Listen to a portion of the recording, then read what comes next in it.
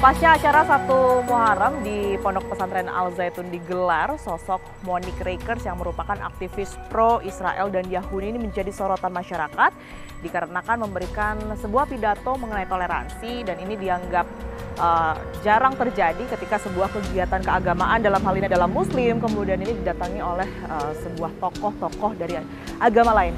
Seperti apa sebenarnya faktanya pada saat peringatan 1 Muharram di Pondok Pesantren Al Zaitun? Kita temukan faktanya. Di Indramayu saya bisa masuk dengan kaos.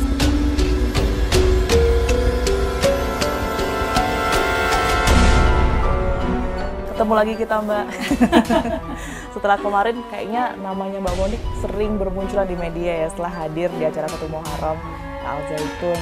Tanpa saya bayangkan ternyata jadi Selama heboh itu ya. Selama itu. Boleh dong Mbak diceritain ini awal mula sebenarnya yang ngajak langsung Syekh Panji Gumilang kan? Intinya mereka mengundang saya menghadiri acara 1 Muharram. Ya sudah, akhirnya mereka mengirimkan surat undangan. Saya undangannya di nomornya itu nomor 75. Di situ ditulisnya menghadiri acara. Ditulisnya sih aktivis Israel.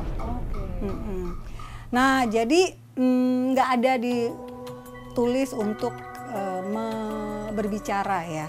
Speech yang kemarin sempat ditayangkan. Iya, tapi yang teman saya yang orang murid bilangnya ada nih kayaknya acara toleransi. Saya bayanginnya kayak seminar kan. Nah, makanya saya nanya pembicara lainnya siapa.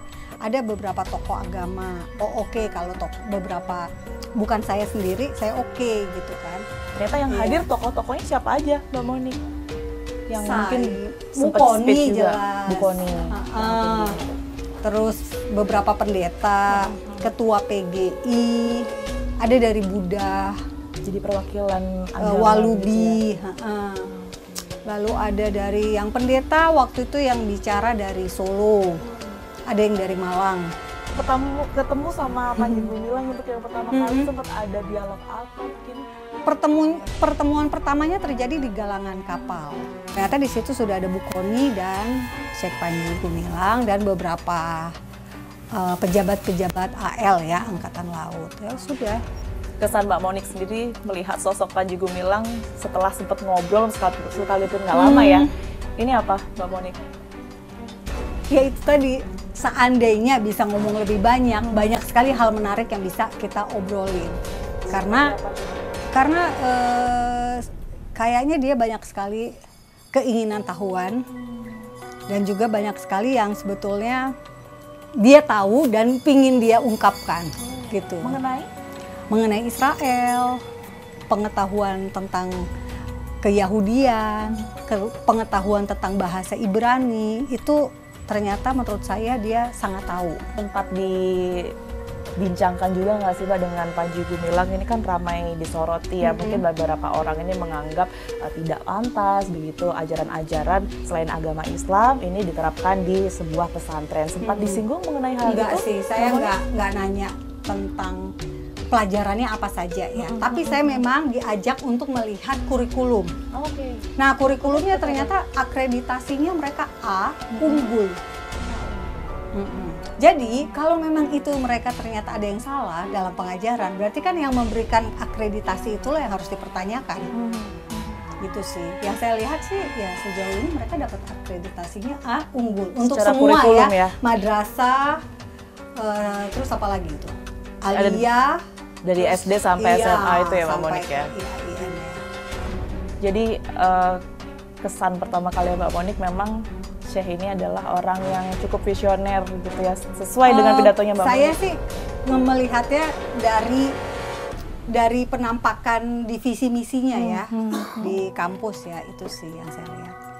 Bahwa mereka tuh kayaknya berusaha untuk mengubah pendidikan di Indonesia, transformasi pendidikan. Khususnya ada penekanan, penekanan di untuk budaya toleransi dan perdamaian. Dan itu kan ditulis di kampus, ada tahunnya tahun 1999. Artinya sejak tahun 1999, iya. Jadi bukan sesuatu yang baru ya, harusnya kan kita melihatnya begitu.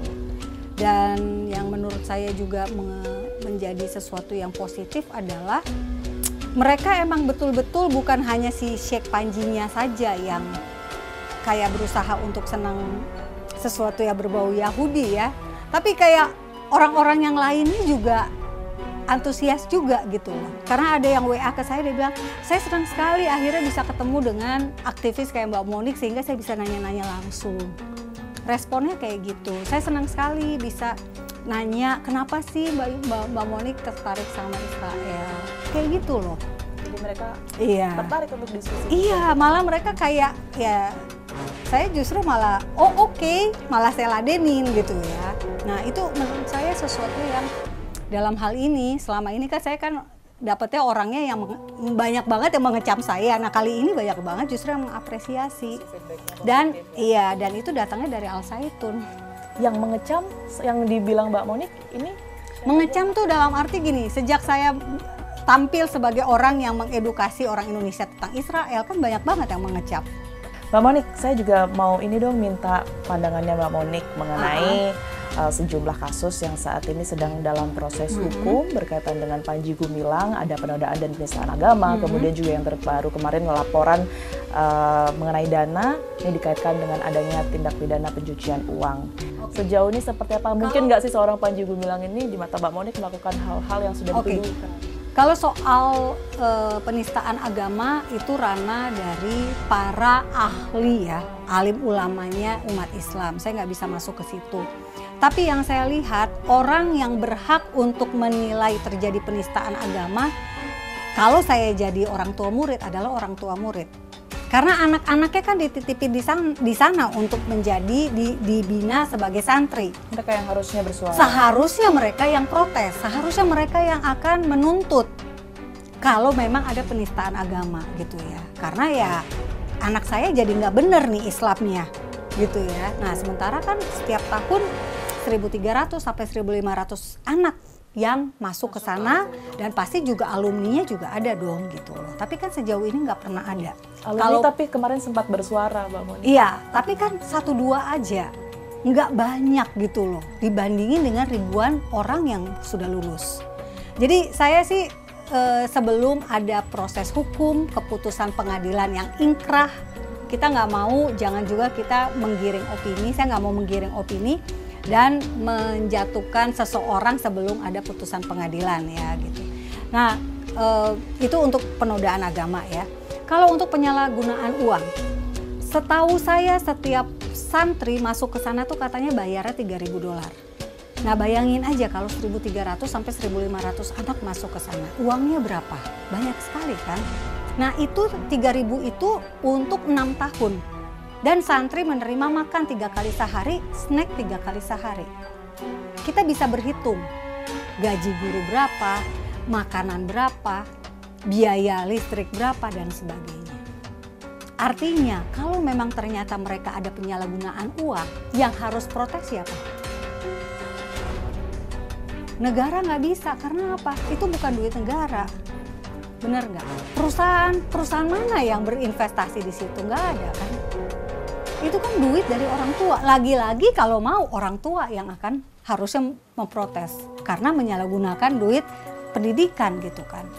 Sama kalau mau dana bos, sama juga sih saya bilang dana bos. Kita bisa lah kita lihat berapa banyak sih kasus korupsi di Indonesia penggunaan dana bos. Kalau mau adil semua dong, berarti diperiksa ya, jangan satu sisi saja. Dan itu pun juga kalau memang dia bersalah, silakan dia harus menjalani hukumannya. Karena memang kita semua setara di hadapan hukum. Dan itulah gunanya pengadilan, supaya semua orang mendapatkan keadilan yang sama.